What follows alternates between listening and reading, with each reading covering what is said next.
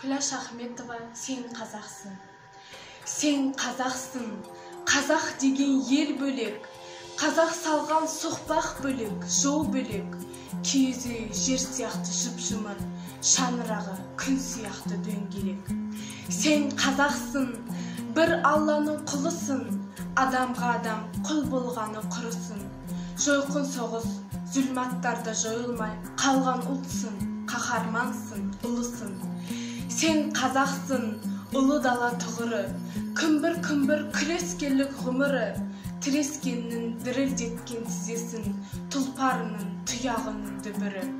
Сен қазақсың, байырғы жұрт түздегі ен, табиғаттан тән тәмірін үзбеген, қолын жайып көктен өмір сұраған, жер бетінен жерұйықты іздеген. Сен қазақсың, қазынасы нәсіп құт, қазақ болу ғаламатқа ғашықтық, жерін, суын, тауын сұлы соншалық, көрген көзден кететіндей жас ытқып. Сен қазақсың, отаншылсың, тектісің, айбарлысың, ақылдысың, беттісің, көп болуға, бір болуға тиіссің, көрмеу үшін жатты езгі тепкісің.